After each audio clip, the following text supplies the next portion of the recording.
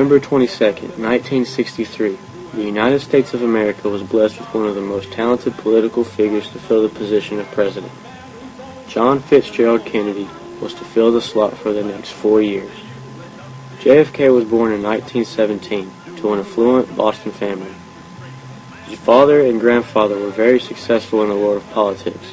His grandfather, John Honeyvitz Fitzgerald, was a mayor and influential Democratic leader in Boston. JFK's parents were Joseph and Rose Kennedy. In his early education, John was sent to very prominent schools in New England. By the time he was 17, the Kennedy family grew in both numbers and wealth. At that time, Joseph Kennedy was a multi-millionaire. 2 years later, JFK and his brother Joe attended Harvard University. John couldn't play football anymore due to a back injury he received playing halfway through the year, but he made up for it by excelling in the swim team and campus politics. In 1937, Joseph Kennedy was appointed ambassador in Great Britain by President Roosevelt. Soon afterwards, he took John and Joe to England with him. In his time visiting London, Kennedy started to look a little deeper in politics. He looked closer at world events happening around him and his father's work. He started work in February 1939 by being his father's secretary in London. His job enabled him to travel to different countries using American embassies as temporary offices. With this job, he had a front row seat to learn about political conditions. He saw firsthand the political chaos that tore democracies apart and allowed dictators to rise to power. He learned from observing Hitler and Mussolini and how their actions affected the rest of the world. Shortly after, he returned home to finish his studies at Harvard.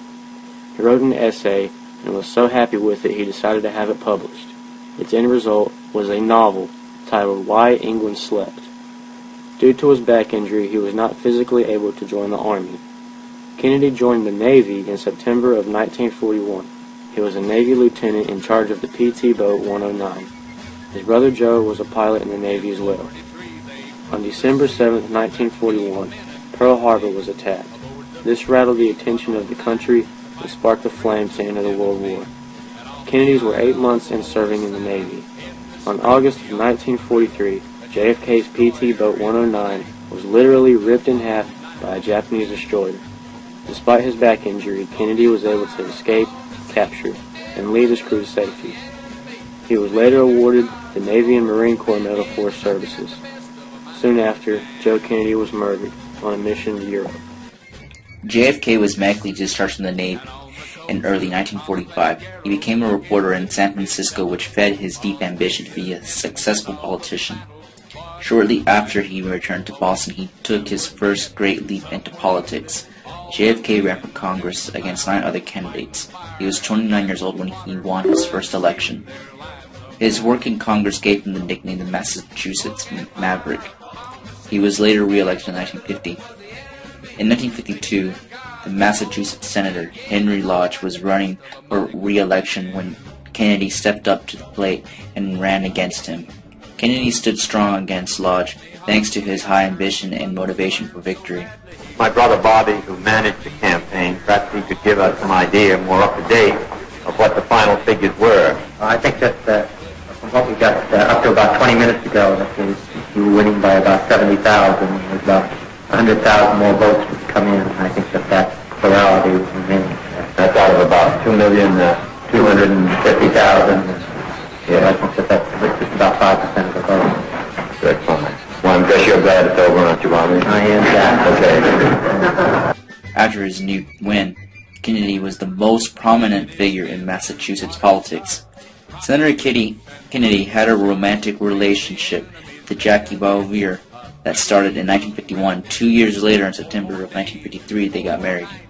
During the McCarthy censure, JFK had to have surgery on his back from injuries in the Navy. He could not participate in determining McCarthy's fate. After his surgery, he had to take it easy and recoup. During his break, he wrote Profiles in Courage, which was highly successful. It won the Pulitzer Prize and became a bestseller. Kennedy later went back on the job in 1955 and was a leading participant in the 1956 Democratic Convention. By 1956, John had prospered as a politician and had also survived and experienced the brutality of war in a 10-year period of time.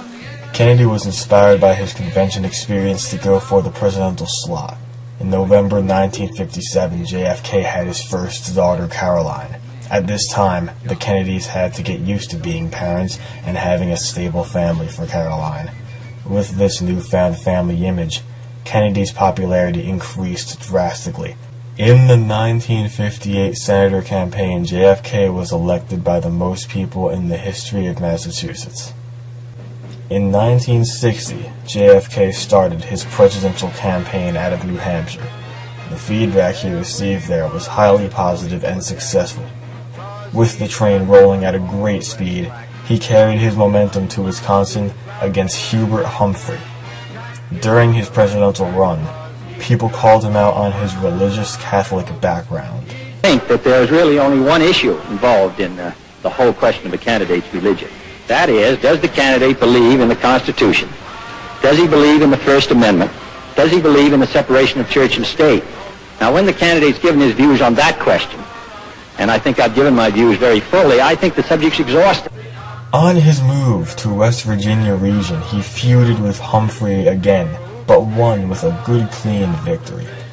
With Humphrey out of his way, the road was clear to go against Lyndon B. Johnson.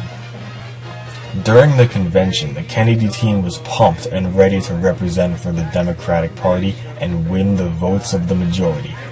Kennedy's confidence and ambition to bring forth a new frontier of government gave him the ammunition he needed to beat Lyndon Johnson.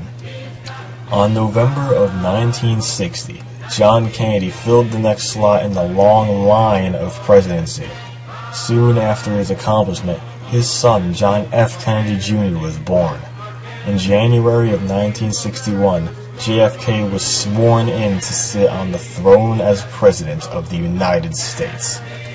And so, my fellow Americans, ask not what your country can do for you, ask what you can do for your country.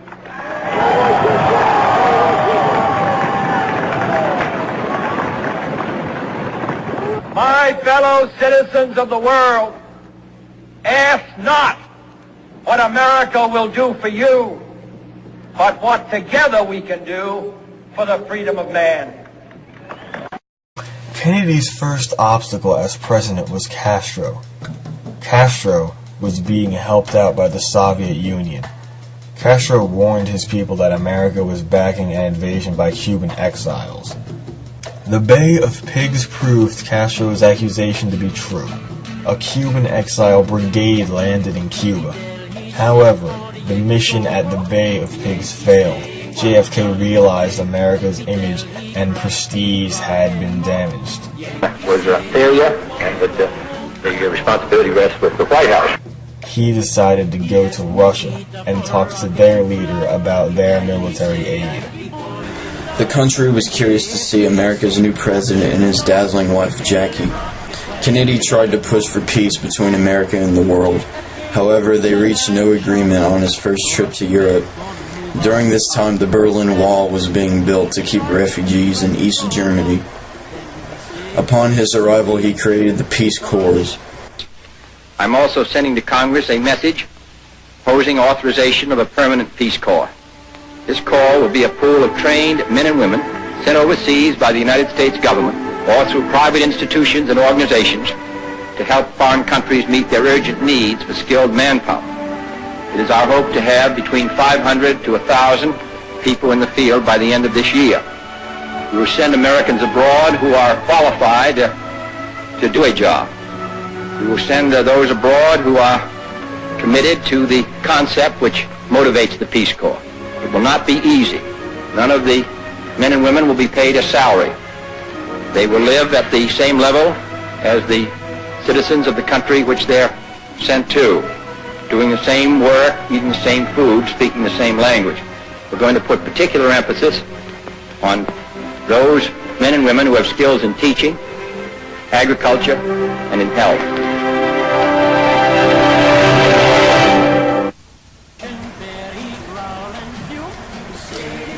Kennedy also received an honorary degree from Yale, so now he was a Harvard and Yale man.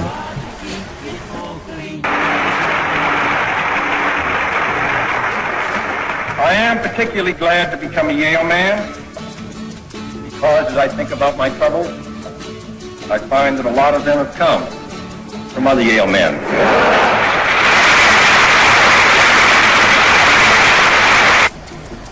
JFK and his wife liked to get away to sail on the sea. That was their getaway place. So Yankee stay and the rocket go out. There he left to cry and pout. And Russian bear he slip away. Yankee stay in Guantanamo Bay. 'Cause Yankee stay in Guantanamo Bay. Yankee stay in Guantanamo Bay. Yankee stay in Guantanamo Bay.